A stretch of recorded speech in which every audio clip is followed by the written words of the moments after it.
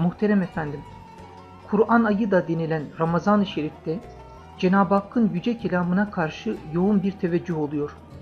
Bu teveccühün iyi değerlendirilebilmesi ve Ramazan-ı Şerif'in diğer hususiyetlerinin yanı sıra tam bir Kur'an ayı yapılabilmesi için neler tavsiye buyurursunuz?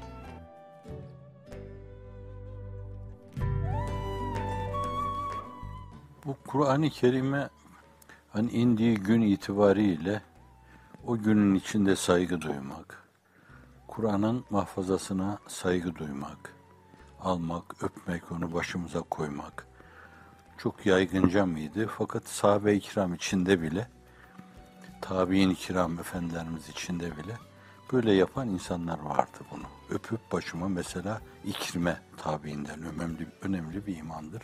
Bütün muhaddisler hadis rivayet ederler. Kelam-ı Rabbidir, yüzüne gözüne sürer Kur'an-ı Kerim'i. Bu tabiinden öyle bir insan, öyle insanlar, İmam Zühri gibi insanlar, öyle yapıyorlarsa, Ebu Hureyre gibi sahabeden insanlar yapıyorlarsa yapılabilir bu. Fakat bunlar samimi olarak yapılması lazım. Bir ibadet şekline getirilmemesi lazım. Bunları insan infiallerine bağlı yapması lazım. İradeye bağlı yaparsa yeniden dine ait bazı şeyler icat ediyor demektir bunlar. Yani Efendimiz sallallahu aleyhi ve sellemin öyle bir tavrı yoktur. Şimdi fakat ben bunların hepsini Kur'an-ı Kerim'e saygı kategorisi içinde mütalaa ediyorum. Yani odalarımızda, başucumuzda, hatta yatak odalarımızın başucunda, kıymetli bir mahfaza içinde, ona saygı ifade etme, onu bile saygıyla karşılarım ben. Bunlar Kur'an-ı Kerim'e, yani bunun şekline, mahfazasına, onun bir saygı falan diyoruz bunlar. Bunları insanların temiz hislerine vererek nezdü ülûhiyette bir manaya geleceği düşünülebilir bunların. Fakat asıl mesele yani Kur'an ayini biraz böyle Kur'an'a eğilerek, Kur'an'la Allah'ın bize ifade ettiği şeyleri duymaya çalışarak, Kur'an'da biraz derinleşerek, Kur'an'ın hatırlatmalarına kendimizi salarak, biraz hiç olmazsa o bir ayı böyle, o Ramazan çağlayanı içinde seyahat ederek geçirmeye çalışmak çok önemlidir.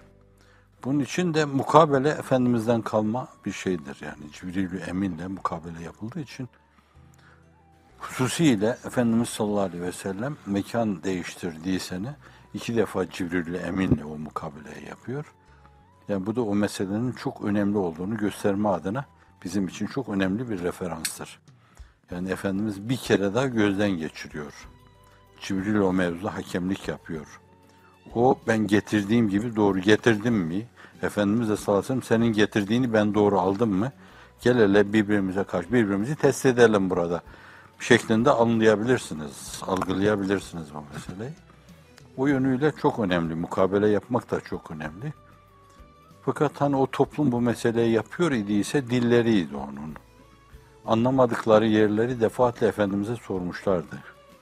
Onun içinden muradi ilahi neydi? Onun peşindeydiler. Ve her defasında farklı bir kısım inkişaflarla karşı karşıya kalıyorlardı. Onlar Kur'an'a teveccüh ettikçe Kur'an da onlara açılıyor ve saçılıyordu. Sürekli önlerine cevherler döküyordu. Şimdi sonradan dahil olan milletler, İslamiyet'e giren milletler, tabi bu ölçüde dili bilmedikleri gibi hele dilin hususiyetlerini hiç bilmiyorlar. Allah bu emirle ne demek istiyordu? Bu fermanıyla kastı neydi onu? Ancak böyle derin tefsirlere girilince o incelikler anlaşılabilir. Defaatla tekrar ettiğim gibi bir kere daha tekrar ediyorum. Meallerle, tercümelerle o incelikler anlaşılmaz. Ama böyle şerhli, haşiyeli meallerle insanlar bütün yabancı kalmamaları için bari onlar falan demek. Bari. Bari bu kadarcık yani. Kur'an'ın içinde olalım. Yani cevazına bir menat, bir mesnet aranıyorsa şayet işte o kadar. Yoksa enginliğiyle, derinliğiyle o Kur'an-ı Kerim'in mütalaa edilmesi. Şimdi o mukabele Efendimiz sallallahu aleyhi ve sellem'in bir sünneti ise bence şimdilerde o meselenin formatıyla oynayarak imkanı varsa genişçe bir maalle, yani birisi bir sayfa okumalı orada. Birisi de o sayfada muradi ilahi nedir şayet? Bir tefsirle, belki. İşte tercümenin, basit bir tercümenin, basit bir mealin 2-3 katı diyebilecek şekilde. Yani yarım saat 40 dakikada bir cüz okunuyorsa 2 40 dakika olacak o zaman. 2 tane 40 dakika olacak. Yani 1,5 saat gibi bir şey olacak. Öğlende ikindi yapacaklarına bir vakitte yapsınlar bunu. Herkes yapamıyorsa yapabilenler yapsın, iştirak edenler yapsınlar. Bence şimdi Kur'an-ı Kerim başında tutma, evet, saygı ifadesi. Öpme, başına koyma, o da saygı ifadesi. Rabbimin kelamı deme, saygı ifadesi. Onu heceleme, saygı ifadesi. Sadece mübarek lafzını onun tilavet etme, saygı ifadesi. Mutlaka sevabı var. Sevapsız olmaz bu ama fakat esas onda Kur'an-ı Kerim'i bize göndermede bir muradi ilahi vardır yani. Bize çok yüksek bir yerden gelen bir mektubu bile zannediyorum kendimiz okuduktan sonra başkalarına da okuttururuz. Bakın yani bizden ne istiyorlar, neler diliyor yani. 50 tane insana açarız, bir bakın buna falan deriz yani. Bu Rabbimizin kelamı ve muradını bize sunuyor. Bizim murad olmamız da esasen onun muradına saygılı olmadan geçer. Nezdü üluhiyette yani bir şey ifade ediyor olmamız o muradi ilahiye saygılı olmadan geçer. Yani elinizde fırsat olursa benim ömrüm o işe yetmez yani. Benim ömrüm çerçevesinde öyle bir fırsatın sünûh edeceğine ihtimal vermiyorum. Belli mantaliteler, belli kafaların değişmesi lazım. Kafaları keserek değiştiremezsiniz. Kafaların içindeki şey değişmesi lazım. Anlayış değişmesi lazım. İnsanların üst üste evolisyonlar yaşaması lazım. Dine sahabi gibi yeniden uyanmaları lazım. Kalpte ve ruhta dirilmek lazım. Bu açıdan da böyle hemen 10 seneye, 20 seneye sıkıştırılacak gibi değil bu. Ömrünüz vefa ederse bence ihya etmeniz gerekli olan şey şudur yani. Belki o günlerde daha güzel tefsirler de yazılabilir. Belki tefsirlerdeki boşluklar doldurulabilir. Yanlış yerler tasfiye edilebilir. Daha mükemmel. Arıza ve kusur bırakılmayacak şekilde mükemmel bir tefsir ortaya konur. En azından şu Diyanet Vakfı'nın hazırladığı tefsir çerçevesinde, o ölçekte. Ama ilave edilecek şeyler olabilir, çıkarılacak şeyler olabilir. 5-6 ciltlik bir şeydir bu.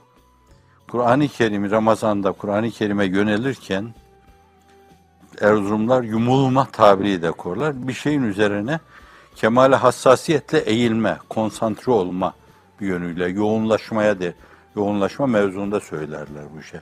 Tam o işe yumuldu, kilitlendi. Adeta koparmaya kilitlendi o meseleyi. Bence Kur'an-ı Kerim'i öyle anlamaya, insanları yönlendirmek bence Hazreti Üstad bir yerde diyor ya, belki bunlar benim son sözlerim olabilir. Medresetü Zehra'nın nur talebeleri benim bu vasiyetimi unutmasınlar. Kıtmir'in bu vasiyetini unutmasınlar bence. Vicdanlarda Kur'an-ı Kerim'e karşı uyaracakları saygı onların vazifesi olsun. Kur'an'ı doya doya yudumlatma onların vazifesi olsun. Onu enginliğiyle Devr-i Risalet Penahi'de olduğu gibi o Kur'an'ın muhataplarına aşma onların vazifesi olsun. Aşsınlar, sevdirsinler. Yani insanlarda öyle bir ruh haleti hasıl etsinler ki hele bir Kur'an oku da şöyle bir ferahlayalım. Kendimizi ferah feza, cennetin koridorlarında geziyor gibi duyalım falan diyecek hale getirsinler toplumu. Evet, bugüne kadar Pakistan toplumu, Hindistan toplumu, Bangladeş toplumu, Türk toplumu ve Türklerin vesayetinde Müslümanlığı tanıyan Balkanlardaki toplumlar, bunlar Kur'an-ı Kerim'i kendi enginliğiyle tanıyamamışlardır. Kendi enginliğiyle bilememişlerdir. Bir ulema sınıfı vardır camilerde, orta ölçekte bir sınıf vardır cami kürsülerinde. Bunlar Kur'an yerine çok defa kendi hissiyatlarını o insanlara anlatmışlardır. İçinde belki biraz Kur'an da vardır bu meselenin ama milletimize Kur'an bir tamamıyla anlatılmamıştır. Anlatılamamıştır. Milletimiz Kur'ansızdır. Hususiyle son 1-2 asırdan beri Kur'an cemaati olan milletimiz Kur'ansızdır. Evet, işte öyle bir mukabele okumak lazım bence. Mukabele öyle okunmalı. Efendimiz öyle mi okuyordu? Onun öyle okumasına gerek yoktu. Sahabenin de öyle okumasına gerek yoktu. Çünkü onlar o dili biliyorlardı.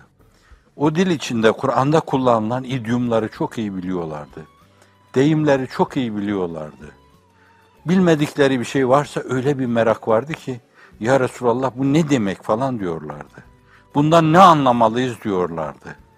Onların sahabenin tefsirine, tabiinin tefsirlerine bakacak olursanız, dünya kadar soruları vardır ve Efendimizin dünya kadar açıklamaları, tahşiye düşmeleri vardır, şerh düşmeleri vardır.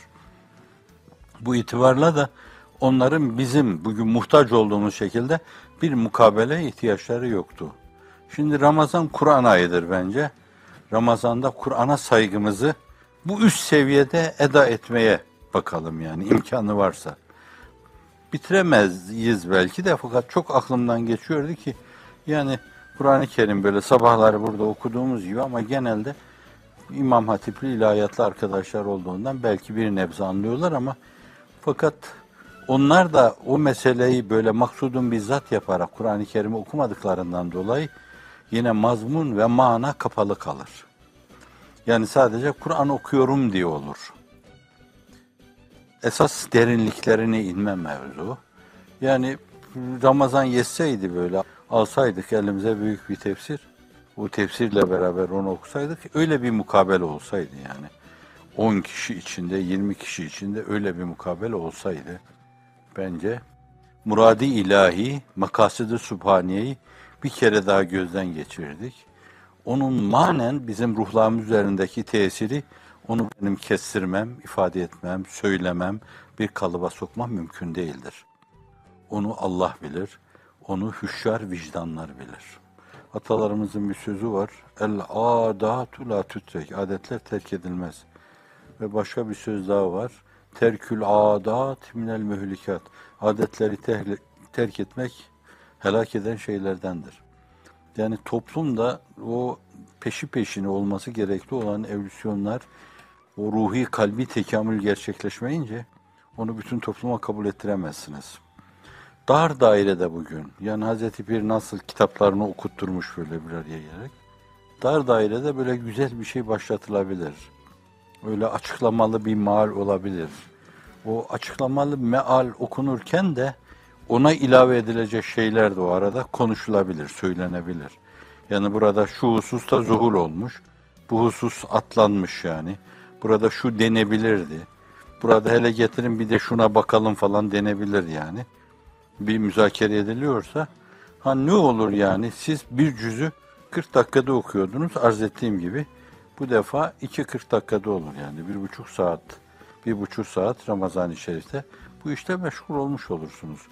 Vaktiniz, durumunuz müsaitse bence öyle yapmalısınız yani. Böyle bir şey, bu bid'at değildir. Yani bizim günümüze göre icat ettiğimiz bir şey değildir esas. Kur'an'ı anlamaya matuf bir şeydir. Bir bu var yani toplumun bu alışa geldiği şeyler karşısındaki ısrar, kararlılık. Bu önemli. Bir ikinci mesele var. O mevzuda müşterek müteala edeceğimiz o mealin kabulü ammeye mazhar böyle büyük çoğunun evet diyeceği bir şey olması lazım. Bu vakfın yaptığı şey böyle biraz değişik kimseler ve aynı zamanda hepsi redakte edildiğinden dolayı genelde ehl-i sünnet vel cemaat düşüncesine de aykırı olmamaya dikkat edildiği için buna itiraz az olur. Fakat günümüzde Kur'an-ı Mucizül Beyan onun çok yönlü bereketli yanları var. Yani bereketli yanı bir yönüyle siz okursunuz sizin için bir berekettir. Aynı zamanda dini yaşarsınız. Cenab-ı Hak sizin başınızdan aşağıya bereket yağdırır sağanak sağanak. Bazıları da onun malini beğenmiyor, onun malini beğenmiyor şimdi. Onlara sevap açısından ne kazandırır bilemem de fakat onlar da her birisi ayrı ayrı mal yazarak esas mal benim malimdir diyerek onlar da Kur'an'ın bereketinden öyle istifade ediyorlar. Ve herkes kendi yayın evinde onun reklamını yaptırtıyor. Çok rahatlıkla diyebiliyor. Alsın benim malimi okusun kurtulsunlar diyor. Ve öbürünün malinin tenkitini yapıyorlar. Esas maaldeki yanlışlığı sorgulama demek değildir. Bu kendi maallerini tavsiye etme demektir. Kendi maalleri de vardır. Öbürü üzerinde yoğunlaşma olduğu için esas biraz dikkatleri başka tarafa çekme gibi şey var. Bir de böyle bir problem var bunun. Onun için Hazreti Pir çok eski devirlerde yani Kur'an'ı bir heyet, âli bir heyet tefsir etmeli. İster uzun tefsir, isterse kısa tefsir bir heyet yapmalı. İcmaya itiraz olmaz. Yani 20 kişinin, 30 kişinin değişik fenlerde uzman, 30 kişinin hazırladığı bir şeye itiraz etme mevzu, onca insana saygı duyan insanlara karşı çıkma demek gibi bir şeydir yani. Tek Hamdi Yazır da yetmez bu işe. Vehbi Efendi de yetmez bu işe. Fahruddin Razi de yetmez bu işe. Kazı Beyzavi de yetmez bu işe. Keşşaf da yetmez bu işe. Bu açıdan o gayeyi hayali gerçekleştirme de Kur'an'ın bugünkü talebelerinin gayeyi hayallerinden birisi olmalıdır. Yani onu gerçekleştirme mevzu. Önemlidir o. Yani benim dedirtme mülahazasını kaldırmak lazım ortadan. Bir heyet haline getirmek lazım. Hatta o ayrı ayrı mahalleler yazan insanlar imkanı varsa bir araya getirmek onlar. Onun dediği vardır, onun da dediği vardır, onun da dediği vardır. Bu dil üzerinde uzmanlar, değişik ilimlerde uzmanlar, usulü tefsirde uzmanlar, usulü hadiste tefsiri hadisi birbirinden ayırma imkanı yoktur. Hatta fıkı onlardan ayırma imkanı yoktur. Çünkü afali beşer hepsi Kur'an-ı Kerim ve sünnetten çıkmış. Onun adı fıkıhtır işte. Bu alanlarda uzman insanlar Hamdi Yazır esas fakihtir yani. Tefsirci değil, fakihtir. Hadisçi değil, fakihtir. Fakat diğerler talidir onun için. Onları araştırarak o seviyede bir tefsir ortaya koymuş. Güzel bir tefsir ortaya koymuş. Fakat o da yetmez yani. Bundan sonra bir heyet mesela, bir cemaat olması lazım. Bu cemaat de hatta böyle bir kliye, bir hizibe, bir ciyacuya münhasır olmamalı bunu. Yani dünyanın belki üstünü kabul gösterici bir şey olması lazım. İçinde Mısır'dan insan olması, Sudan'dan insan, Yemen'den insan, Türklerden insan, Hindistan'dan insan, Pakistan'dan insan olmalı değişik yerlerden. Bunların bakımı görümü yapılmalı. 100 tane insan böyle değişik alanlarda.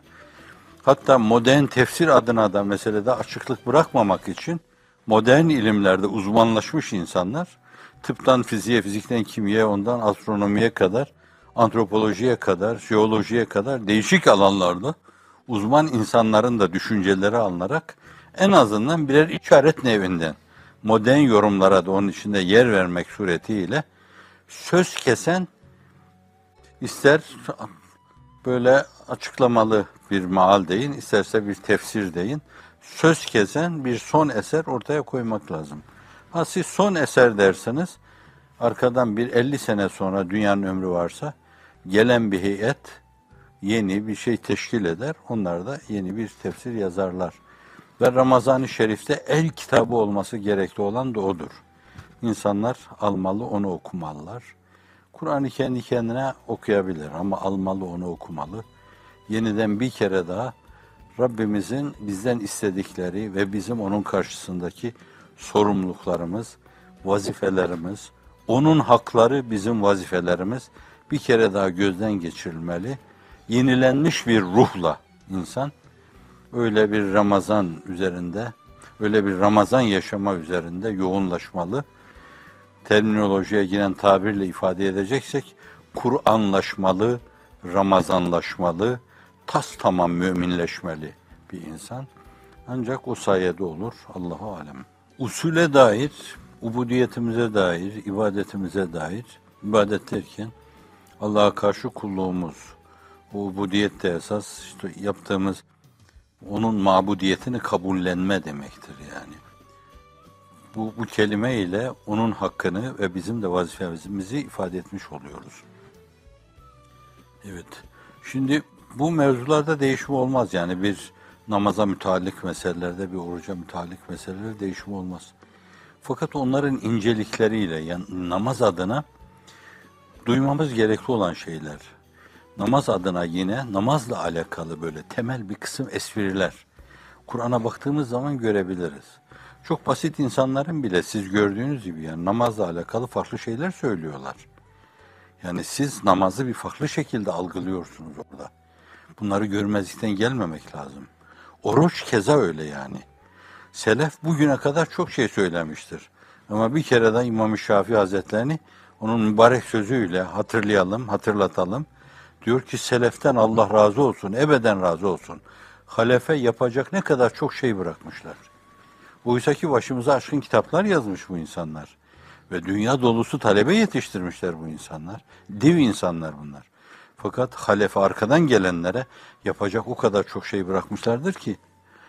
Şimdi zaman değiştikçe yani en büyük müfessir zamandır. En büyük müfessir zaman demek ne demektir?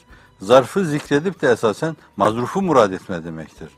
Veya belaattaki ifadesiyle mahalli zikredip de halli murad etme demektir. Yani zamanla beraber ilimler sizin önünüze çok farklı şeyler dökecek. Çok farklı mülahazalara ulaşacaksınız. Değişik şekilde göreceksiniz. Aynı hakikatleri değişik şekilde göreceksiniz. Değişik yorumlama kabiliyetleri sizde inkişaf edecek. Bu açıdan da Kur'an-ı Kerim'i her zaman sağma imkanı olacak. Her zaman ondan bir kısım şeyler kotarma imkanı olacak yani. Sürekli sağacaksınız, süzeceksiniz adeta. O da çağınıza göre size, işte alın size böyle şey gibi, ne diyelim, bal kaymak gibi gıdalar falan diyecek, önünüze dökecek onları. Bu açıdan onu dun himmetlik görürüm ben. Yani Kur'an dediği her şey dedi. Evet, temel vazifelerimiz, mesuliyetlerimiz, Allah'a karşı sorumluluklarımız mevzuunda anlaşılmış o. Müfessirin-i kiramdan, muhaddisini fıkhamdan, fukahayı izamdan Allah ebeden razı olsun. Denmesi gerekli olan şeyleri demişler. Kendi dönemleri itibariyle anlayabildikleri kadar da anlamışlar onları. Bu iddia değil, bu o zatları hafife alma da değil.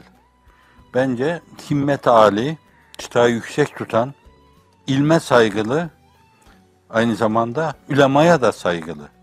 Hazreti Gazali bu mevzuda, bakın bu mevzuda hani yanılmış olabilir bu meseleyi. Neden? Çünkü o zamanın çocuğudur.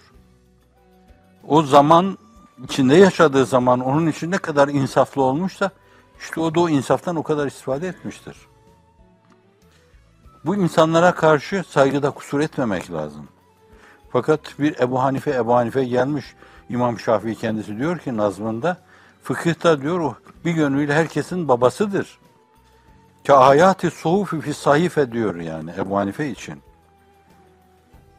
Şimdi buna rağmen Ebu Hanife'ye den farklı o kadar çok içtihat döktürmüş ki ortaya. O mezhepte gelen insanlar, yani İmam Şafii Hazretleri mezhebinde, Gazali de o mezhepte, İmamül Harameyn de o mezhepte, efendim İzz ibn Abdüsselam da o mezhepte, Fakruddin Razi de Şafii, belli ölçüde Şafii Eş'aridir. Şimdi bunlar, yani evvelkiler bu işi yapmıştı, yeter falan dememişler bu mevzuda. Cenab-ı Hakk'ın ilham ettiği o mevahibi, o mevaridi, varidatı, onlar da insanlığa birer armağan gibi sunmuşlar. Ve işte çağınızda bir insan geliyor, çok farklı bir yaklaşımla, sizin bildiğiniz klasik tefsir usulüne göre Kur'an'ı tefsir etmiyor. Fakat çağın ihtiyaçlarıyla alakalı ayetleri serlevha yaparak bakınca mutlaka mevzuyla çok alakası var orada. Serlevha yaparak böyle bir yönüyle belki günümüzde Kur'an-ı Kerim farklı şekilde sayıyor, farklı bir reçete haline getiriyor ondan günümüze bakan yanlar itibariyle. Hani bir gün gelir ki içinde bulunduğumuz bu ilhattan, pozitivizmden gelen bu ilhattan, naturalizmden gelen bu ilhattan, materyalizmden gelen doğan ve bizi esaret altına alan, vesayeti altına alan bu düşünceden sıyrılıp daha farklı böyle kalp ve ruh hayatında, kalp ve ruh yörüngesinde seyahat yapma imkanına ulaşırız. Allah o günleri göstersin inşallah. O zaman ilhamlarıyla coşmuş, böyle işraki kahramanlar gibi, şuruki kahramanlar gibi sürekli çok daha farklı şeyler söyleyenler olacaktır bunlardan. Bugün bile siz İsmail Hakkı Hazretlerinin, Bürsevi'nin Ruhul Beyanına, Ruhul Maanisine, Alusi'nin girdiğiniz zaman, Kuşeyr'in İşari Tefsirine girdiğiniz zaman, Muhyiddin İbn Arabi'nin El-Kur'an İşari Tefsirine girdiğiniz zaman, çok farklı koridorlarda, çok farklı yollarda, şehralarda yürüdüğünüzü göreceksiniz. Bir de insanlar vicdanda bu mülahazaları derinlikler. Dolayısıyla bir gün gelecek, bu defa yine siz Kur'an-ı Kerim'in o müsellem, muhkem meseleleri başımızın tacı. Namazınızı kılacak, orucunuzu, zekatınızı vereceksiniz. Bunların hepsi Kur'an'dan nebahan etmiş şeylerdir. Fakat çağınıza göre, çağın ilimlerinin aydınlatmasına göre, projektörlerinin aydınlatmasına göre sizin eteklerinize de çok farklı armağanlar dökecektir o zaman. Kendi ilim ufkunuz zaviyesinden bakacaksınız. Kendi yorum kabiliyetiniz açısından bakacaksınız. Size de çok şey söylediği olacaktır. Onun için Doktor İkbal'e babası, Hz. Muhammed'e inen Kur'an'ı değil, sana Allah tarafından hitap eden Kur'an'ı okuyor gibi oku der. Yani herkes kendisine hitap ediyor gibi bakmalı. Kusurların giderilmesi mevzuunda meseleye öyle bakmalı. Hasenata teşvik mevzuunda öyle bakmalı. Tekvini emirleri okuma mevzuunda öyle bakmalı. Ruh selameti, kalp iffeti açısından meseleye öyle bakmalı. Allah bize hitap ediyor gibi yani. Bir yönüyle haşa Efendimiz'i aradan çıkarma değildir. Fakat Allah Efendimiz vasıtasıyla bana hitap ediyor. Mesaj bana gelmiş yani. O mesajdan alıyor. Vazi hastır ama orada, isterseniz nüzul hastır ama münzelun ileyh amdır. Bu tabir yok ama olsun. Koyun bir yerinize. Vezi has, mevzun le am derler onlar. Evet, şimdi bu zaviyeden bakma bence bizim Kur'an'a karşı saygımızın ifadesi. Buna böyle saygılı olmak lazım ve gelecek nesillere de bu saygıyı emanet etmek lazım.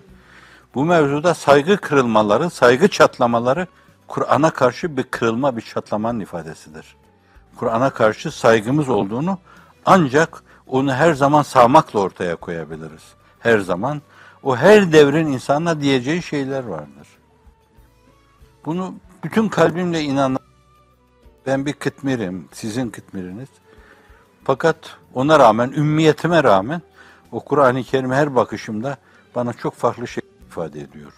Yemin ederim namazda okuduğum şeyleri okuduktan sonra orada karşımda Kur'an-ı Kerim var. Takılırsam bakıyorum ona. Sonra bir yer acaba şurayı ben şimdiye kadar böyle anlıyordum. Kalkıp ona bakıyorum. Yeni bana çok farklı şeyler söylüyor. Benim gibi bir ümmiye, sıradan bir insana eğer Kur'an-ı Kerim bir şey söylüyorsa zannediyorum değişik alanlar itibariyle istidat ve kabiliyetlerini inkişaf ettirmiş müstahit insanlara çok farklı şeyler söyler. Bence bu mevaride karşı, bu mevahibe karşı, bu varidata karşı daha baştan onlar dediklerini demişlerdi demek suretiyle kapıyı pencereyi kapamamak lazım. Vesselam.